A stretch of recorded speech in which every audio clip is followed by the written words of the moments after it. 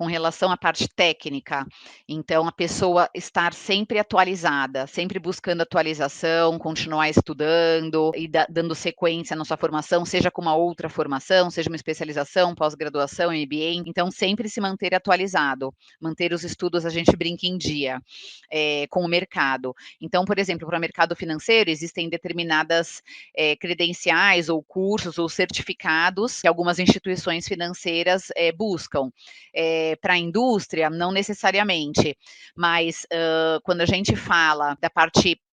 técnica mesmo, é importante que a pessoa sempre se mantenha atualizada com esse tipo de curso. Então, é uma característica. A segunda característica que o mercado busca é realmente a experiência relevante comprovada. Então, que a pessoa consiga, ao longo da trajetória, passar aquilo que ela realmente desenvolveu em termos de projetos,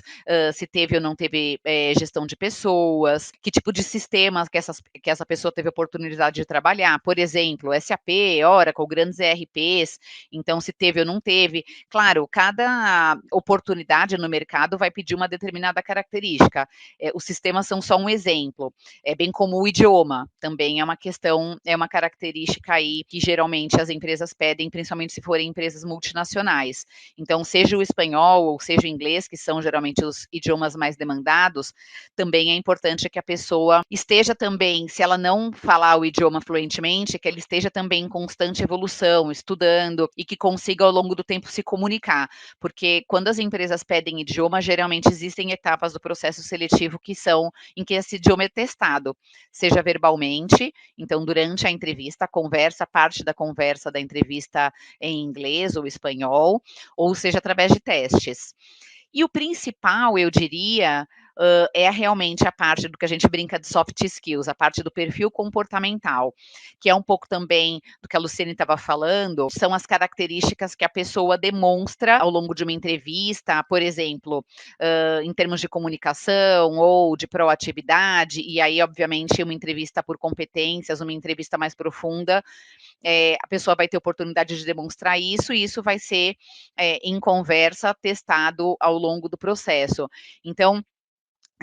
existem características que o mercado demanda mais, em termos de soft skills, essa parte do perfil comportamental. E quais seriam essas características? É um pouco do que ela também falou, a Luciene, um pouco do dinamismo, a energia que a pessoa demonstra, a proatividade, o quanto a pessoa é ou não é efetivamente mão na massa, qual é o estilo de liderança que essa pessoa tem em termos de gestão de pessoas. E existem características aí, claro, para determinadas empresas, o que determinadas empresas buscam, a depender se é uma empresa pequena, média ou grande, se é nacional ou multinacional, o segmento específico, né, se é o mercado financeiro, se é indústria, se é serviços, se é tecnologia ou se é agronegócio. E, claro, em determinadas culturas de empresa existem características específicas que são solicitadas. Mas, em linhas gerais,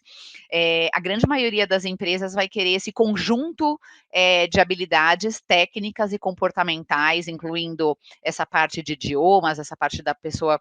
continuar se mantendo atualizada e estudando, e isso realmente mostra que a pessoa tem cuidado com a sua própria carreira, que a pessoa realmente busca crescer e se desenvolver no mercado de trabalho, e é relevante para qualquer tipo de empresa, porque é o que o empregador quer ver, ele quer atrair os melhores profissionais e ele precisa reter esse tipo de profissional. Então, também a estabilidade, o cuidado do profissional com a estabilidade da sua carreira também é importante. Infelizmente, hoje em dia, tem muito profissional que fica pouquíssimo tempo nas empresas, uma sucessivamente a outra, e tem dificuldade de justificar o motivo das suas passagens, das transições de uma empresa para outra. E aí, muitas vezes, acaba demonstrando que não fechou ciclos ou não finalizou projetos, e isso, geralmente, as empresas ficam um pouco desconfortáveis em falar, poxa, eu vou apostar num profissional que não necessariamente vai ficar aqui também o tempo que eu preciso para fechar ciclos e para terminar projetos. Então, esse cuidado também com a estabilidade, fechar ciclos, terminar projetos é importante.